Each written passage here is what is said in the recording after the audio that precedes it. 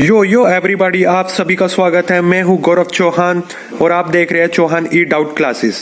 अगर आपने मेरे चैनल को सब्सक्राइब नहीं किया है तो नीचे लाल बटन है, उसको क्लिक कर दीजिए, सब्सक्राइब अपने आप हो जाएगा। लास्ट क्लास में हमने ब्रेक इवन एनालिसिस चैप्टर किया था। अगर आपने वो नहीं देखे हैं लेक्चर तो मैं डिस्क्रिप्शन में लिंक डाल दूंगा, प्लीज वो पहले देख लेना, आपकी डाउट्स क्लियर हो जाएंगे उससे रिलेटेड। और आज हम जो टॉपिक करने वाले हैं, मतलब जो चैप्टर करने वाले हैं, वो है वेरिएंस।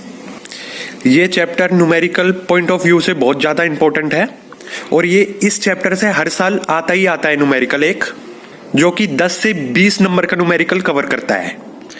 चलिए शुरू करते हैं। वैसे आपके हिसाब से वेरिएंस का मतलब होता क्या है? वेरिएंस का मतलब होता है फ्लक्चुएशन। हिंदी में बोले तो उतार चढ़ाव।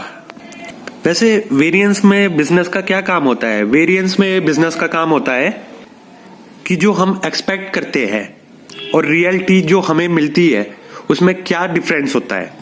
मतलब कि मैं आपको एक एग्जांपल बता देता हूं कि हम कोई बिजनेस स्टार्ट करते हैं तो हमारे बिजनेस में दो टर्म्स आती है।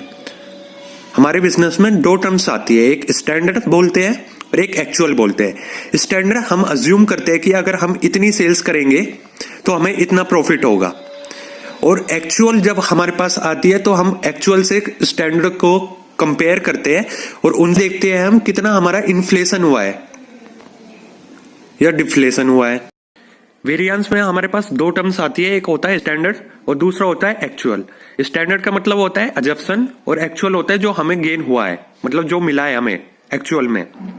हम हमेशा पहले एज्यूम करते हैं, उसकी प्लानिंग करते हैं, उसके बाद ही हम एक्चुअल में पुट करते हैं। जैसे कि अगर आप कोई बिजनेस खोलोगे तो बिजनेस खोलने से पहले आप अज्यूम करोगे कि एक बिजनेस आपको इतना कमा के देगा, इतनी अर्निंग्स देगा, इतना प्रॉफिट देगा। और जब आप उस बिजनेस में काम करते हो तो आपको पता लगता है कि जो आपको एक्चुअल आपको अमाउंट प्रॉफिट या गेन हो रहा है वो या तो ज्यादा है या कम है। तो हम देखते हैं इसमें स्टैंडर्ड और एक्चुअल में कंपेयर करते हैं कि हमारे कहाँ डिफरेंस आया है और क्यों डिफरेंस आया है। आइए शुरू करते हैं। जैसे कि मैं एक बात बताता हूं आपको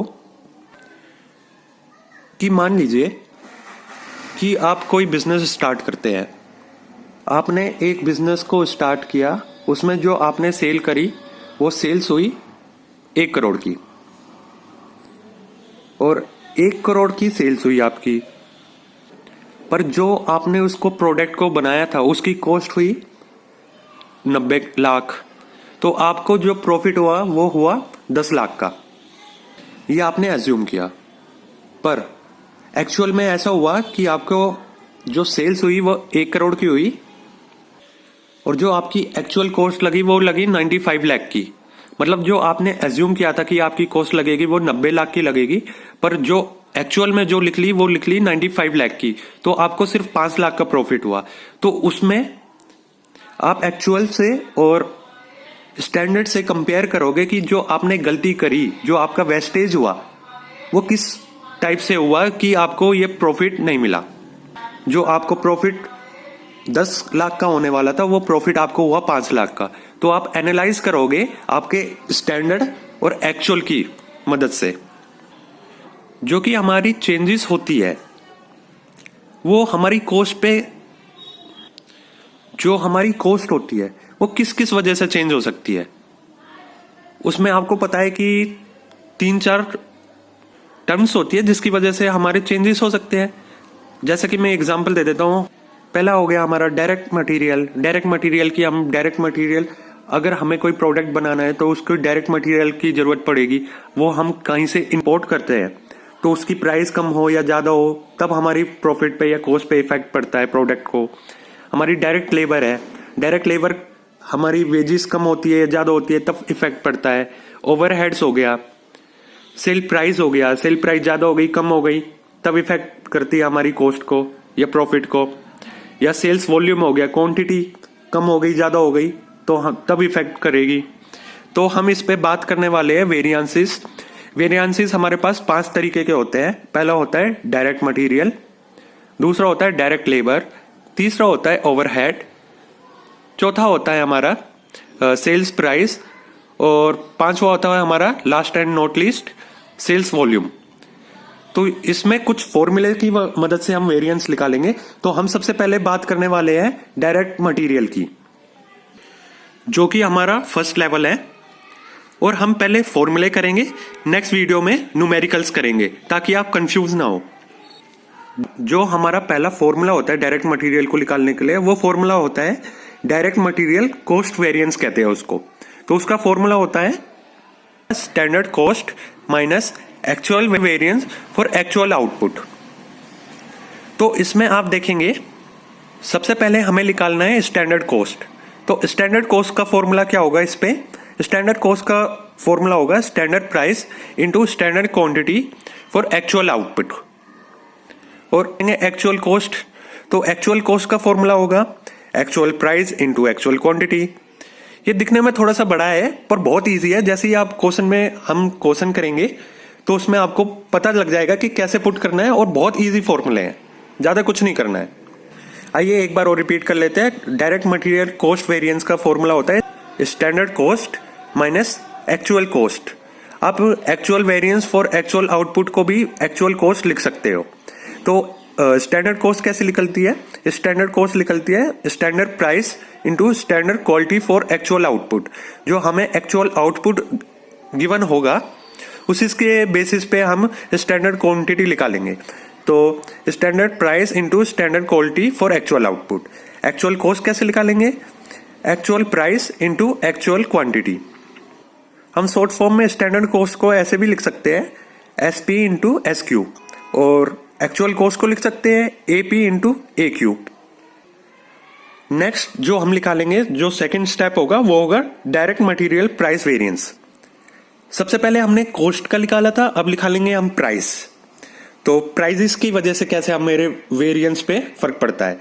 तो ये है actual quantity into standard price minus actual price. तो मतलब AQ ब्रैकेट में मतलब इनटू हो जाएगा SP माइनस AP।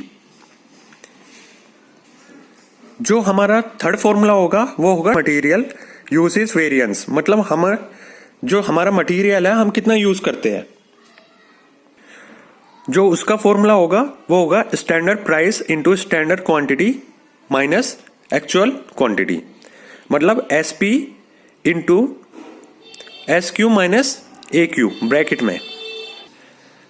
जो हमारा फोर्थ फॉर्मूला होगा मटेरियल डायरेक्ट मटेरियल का, तो वो होगा हमारा स्टैंडर्ड प्राइस ब्रैकेट में reserve standard quantity minus actual quantity.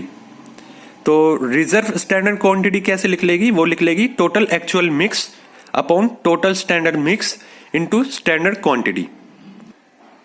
और जो हमारा fifth last but not least जो फॉर्मूला लिख लेगा वो है डायरेक्ट मटेरियल यील्ड वेरिएंस। तो इसका जो फॉर्मूला होगा वो होगा standard cost per unit into standard production for actual mix minus actual production.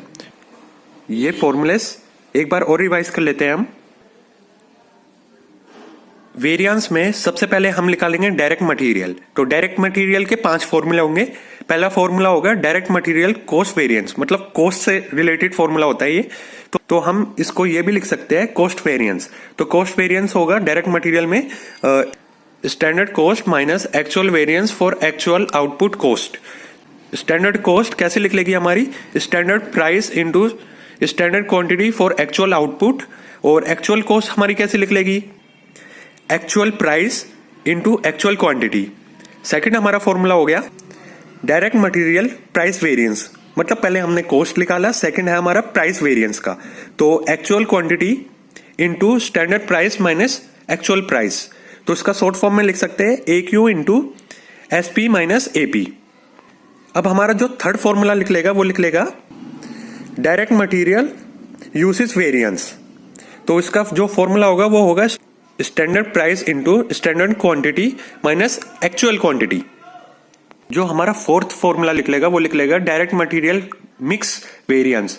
तो इसका फॉर्मूला होगा standard price into reserve standard quantity minus actual quantity. तो रिजर्व स्टैंडर्ड क्वांटिटी कैसे लिख लेगी हमारी? ये लिख लेगी टोटल एक्चुअल मिक्स अपॉन में total standard mix into standard quantity. Last but not least हमारा जो फिफ्थ फॉर्मूला वो लिख लेगा डायरेक्ट मटेरियल यील्ड वेरिएंस। तो इसका जो फॉर्मूला होगा वो फॉर्मूला होगा standard cost per unit into standard production for actual mix minus actual production. आज की वीडियो यहीं तक। आज हमने वेरिएंस के 5 टर्म्स के बारे में पढ़ा है। 5 टर्म हमारी वेरिएंस को कैसे इफेक्ट करती है, हमारी कॉस्ट को कैसे इफेक्ट करती है। तो हमने पढ़ा है, पहला है डायरेक्ट मटेरियल कॉस्ट वेरिएंस, दूसरा है डायरेक्ट लेबर कॉस्ट वेरिएंस, तीसरा है ओवरहेड कॉस्ट वेरिएंस, चौथा है हमारा सेल्स प्राइस वेरिएंस और लास्ट बट नॉट लीस्ट जो हमारा लास्ट में है वो है सेल्स वॉल्यूम वेरिएंस। तो आज हमने जो डिस्कस किया है वो है डायरेक्ट मटेरियल कॉस्ट वेरिएंस और कुछ फॉर्मूले देखे उसके। नेक्स्ट वीडियो में हम उसके ऊपर कुछ न्यूमेरिकल्स करेंगे। तो अगर आपको वीडियो अच्छी लगी हो तो प्लीज लाइक कीजिए, सब्सक्राइब कीजिए और शेयर करना मत भूलना। Thank you so much.